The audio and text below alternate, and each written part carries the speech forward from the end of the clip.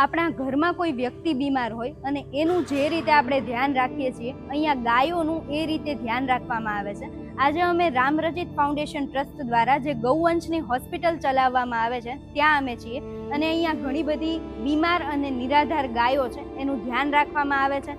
ઘણી બધી એવી ગાયો છે કે જેના પર એટેક થયેલા છે, ઘણી બધી ગાયોના એક્સિડન્ટ થયેલા છે, તો એનું અહીંયા ખૂબ જ સારી રીતે ધ્યાન રાખવામાં આવે છે. તો ચાલો આ હોસ્પિટલની વિઝિટ કરીએ.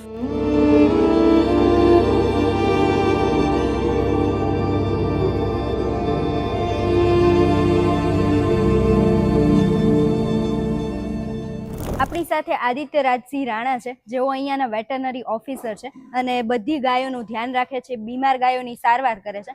તો એમની પાસેથી આપણે આ બધી ગાયો વિશે માહિતી લેશું અને જાણીશું. આ ગાય સસ્પેક્ટેડ પોઈઝનિંગના કેસમાં આવી ગઈ છે. એટલે બહાર જ્યારે એનિમલ ચરતું હોય કે ખાતું હોય તો ત્યાં કોઈ ઝેરી પદાર્થ એવું ખાવામાં આવી ગયું હોય તો તેના કારણે આવી રીતે પાર્શિયલ પેરાલિસિસ કયો કે મસલ સ્પાઝમ્સ આવે, એ બધી તકલીફ પડે ને એ અત્યારે હાલ ટ્રીટમેન્ટમાં છે.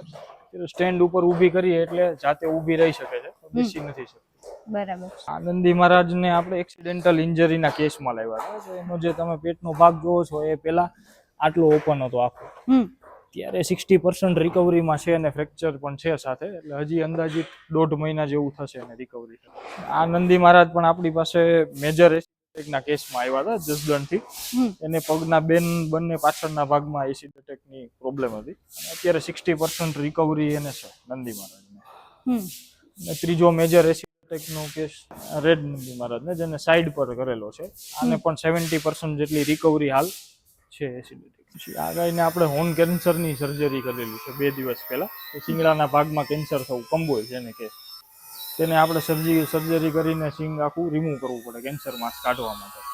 પ્રેગ્નન્ટ ગાય અમારી પાસે આવી હતી કેસમાં. વિહાવાને 3-4 દિવસની વાર હતી ને એ રીતના, અને પેરાલિસિસનો કેસ છે. ડિલિવરી સેફલી થઈ ગઈ છે, ત્યારે 50% જેટલી રિકવરી છે. સ્ટેન્ડ ઉપર થોડી વાર પગ માંડે છે. હજી ઓનગોઈંગ ટ્રીટમેન્ટમાં છે, એટલે 1.5 થી 2 મહિનાની ટ્રીટમેન્ટ હજી આની કન્ટિન્યુ રહેશે. બરાબર. આ ગાયને આપણે પ્લાસ્ટિકની સર્જરી કરી હતી, રૂમેનોટોમી.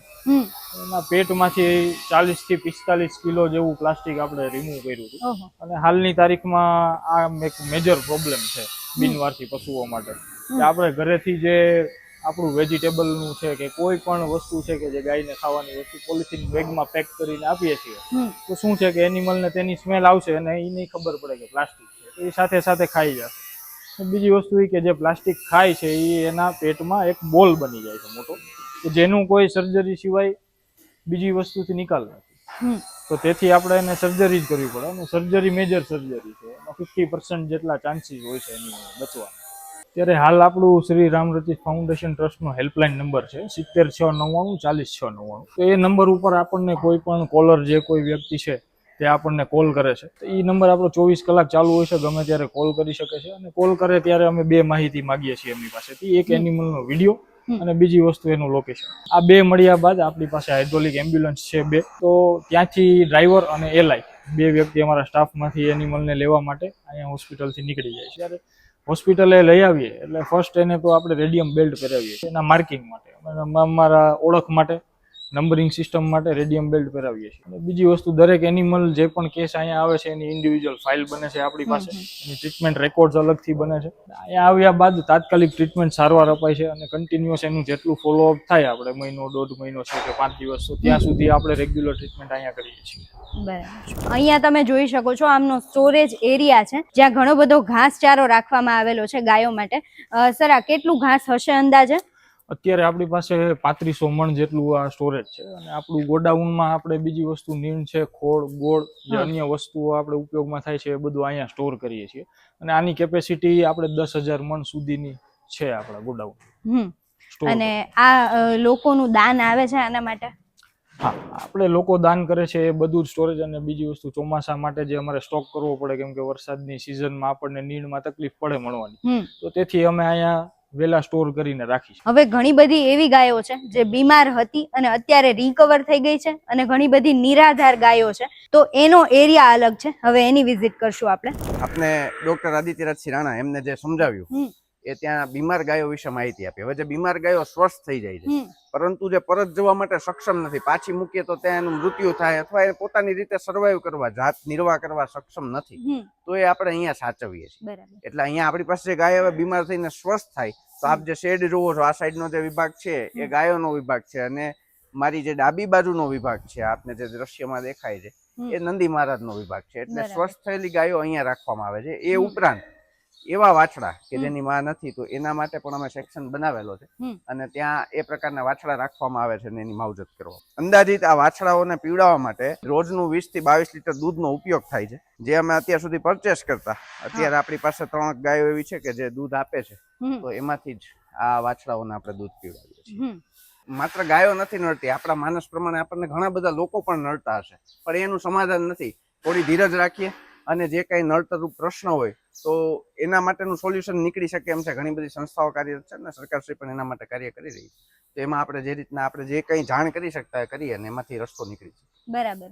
અને જે લોકોને નડે છે અને એ ગાયો પછી અહીંયા તમે લઈ આવો છો, તો તમને શું લાગે છે એ ગાયો ખરેખર નુકસાનદાયક છે કે નહીં? મારા અનુભવ પ્રમાણે જે ગાયો પર ફેંકવામાં આવ્યું, અમારી પાસે ફેંકેલી ગાયો છે, હું તમને લઈ જાઉં, તમને એની પાસે ઉભા રાખું તો ગાય માથું પણ ઊંચું નહીં કરે. એટલે ક્યારેક કોઈ પ્રશ્ન હોય પરંતુ થોડો ઉપપ્રેમ, પ્રાણીને ઉપપ્રેમથી વિશેષ કઈ જોતું નથી, તો એ ક્યારેય નડશે જ નહીં. બરાબર છે.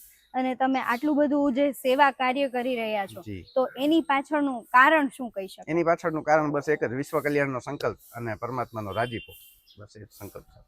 બરાબર છે. અને આ આપણી પાસે જે જમીન છે એ ટોટલ કેટલા એકર છે અને કેટલી ગાયોનો અહીંયા સમાવેશ? અત્યારે ટોટલ 2 એકર આપણી પાસે જગ્યા છે. એક રિકવરી શેડ કાર્યરત છે, એક જે તમે મોટો શેડ જોવો છો એ, અને ખાસ કરીને 2 બીજા શેડ બનાવીએ છીએ. અંદાજિત 750 થી 800 ગાયો અહીંયા રહી શકે એવી ક્ષમતા છે. અને કોઈ પણ વ્યક્તિ એવું હોય કે જેના એરિયામાં આવી કોઈ ગાય હોય જે બીમાર હોય અથવા તો એ પોતાની રીતે ના સર્વાઈવ કરી શકે એમ હોય, તો એને કયા કોન્ટેક્ટ નંબર ઉપર કોન્ટેક્ટ કરી? ખાસ જે નિરાધાર ગાય છે, માલિકીની નથી અને બીમાર હોય, તો તમને કરબદ્ધ પ્રાર્થના કે આ વિડીયો ખાસ આ માટે શેર કરજો. 70 699 40 699 આ નંબર ઉપર 24 કલાક અમારી હેલ્પલાઇન ચાલુ છે. નિરાધાર ગાય હશે, બીમાર હશે, અમે ચોક્કસ આવીને લઈ જશું, એની સારવાર કરીશું, અને પરત જ્યાં સુધી જવા સક્ષમ નહીં હોય ત્યાં સુધી અહીંયા સાચવીશું. પરત જઈ શકે એમ હશે ત્યારે એને પાછી પરત આપણે છોડી દઈશું. બરાબર. અને ઘણા બધા એવા પણ લોકો હોય છે, તમે જેમ કીધું એમ, કે પોતાની ગાય હોય પણ એને ના સાચવી શકે એમ હોય તો એના લીધે છોડી દેતા હોય, અને એવા પણ લોકો હોય કે જે પોતાની ગાય બીમાર હોય પણ ફક્ત એટલા માટે ઈ તમને કોન્ટેક્ટ કરે છે કે જેનાથી એ બીમારી અને રિકવરી થઈ જાય, અને પછી તમે છોડી દો એટલે ફરીથી એ બાંધી લે. એનું શું સોલ્યુશન હોઈ શકે? એના માટે તમે શું કરો છો? પરમાત્માને પ્રાર્થના કરીએ છીએ, અમે પ્રોજેક્ટ ઉપર કાર્ય પણ કરી રહ્યા છીએ. હજી જો બીજું એક યુનિટ ચાલુ થાય તો ઘણા એવા લોકો છે કે જેને ગાય સાથે ખૂબ લાગણી છે પરંતુ એનો ભાવ શક્ય નથી, તો એ છોડતા હોય તો અમે ત્યારે એવું કહેશું કે અમને સોંપી દો એટલે અમે આજીવન એને સાચવીશું. એ પણ એક વૃદ્ધાશ્રમ જેવું છે ગાયો માટેનું, તો એ આપણે સાચવીશું. અને ખાસ જે લોકો, અમારી પદ્ધતિ એવી છે કે અમે ગાય લઈ આવીએ છીએ, ફરિયાદ આવે પછી અમે છોડીએ છીએ બીજા વિસ્તારમાં. એટલે અમારા કેસમાં એ શક્ય જ નહીં બને કે ગાય કોઈ માટે પોતાની ગાય માટે ફોન કર્યો, અમે લઈ આવીએ અને સારવાર કરીને ત્યાં છોડી તો એ બાંધી દે. અમે એમાં ફોર્મમાં પણ ઉલ્લેખ કરીએ છીએ કે ગાય અમારે ઈચ્છા થશે તો અમે મૂકીશું, નહીં તો નહીં મૂકીએ, અને મૂકીશું પણ તો પણ અમને જે યોગ્ય લાગશે જગ્યાએ મૂકીશું. એટલે જનરલી અમારી પાસે એ જ ગાયો આવે છે કે જે નિરાધાર છે અને જેની સારવાર થઈ શકે. માલિકીની ગાયો આપણી પાસે આવતી નથી અને અમે લેતા પણ. અને આ ગાયોનું ધ્યાન કેવી રીતે રાખવામાં આવે છે? અત્યારે અહીંયા લગભગ 11 થી 12 મિત્રો કાર્યરત છે, 24 કલાક કાર્યરત છે. લાઈવ સ્ટોક ઇન્સ્પેક્ટર છે, 24 કલાક અહીંયા કાર્યરત છે. અમારા વીઓ છે, વેટરનરી ઓફિસર છે, તો એ મોર્નિંગ થી લઈને ઇવનિંગ સુધી હોય. અને બાકી તો તમે દ્રશ્ય જોયા એટલે આપને ખ્યાલ આવી જશે કે સ્વચ્છતા એક ગૌશાળાનું એક, મને એવું લાગે છે કે મૂળ છે. તો એ મૂળ છે એ આપણે જયારે મજબૂત કરીએ તો પછી બહુ ધ્યાન રાખવાની જરૂર નથી રહેતી. ભોજન ને તો વ્યવસ્થિત રીતના ચાલશે. અને અહીંયાની જો કોઈ વિઝિટ કરવી હોય આ જગ્યાની, તો એનું એડ્રેસ? રાજકોટ કાલા રોડ ઉપર આપણે આવીએ એટલે બાલાજી વેફર્સનો પ્લાન્ટ છે, એની સામેના ડામર રોડ ઉપર આપણે ચડી જવું એટલે લગભગ 3 થી 3.5 કિલોમીટર વાગુદરનો ગેટ આવશે.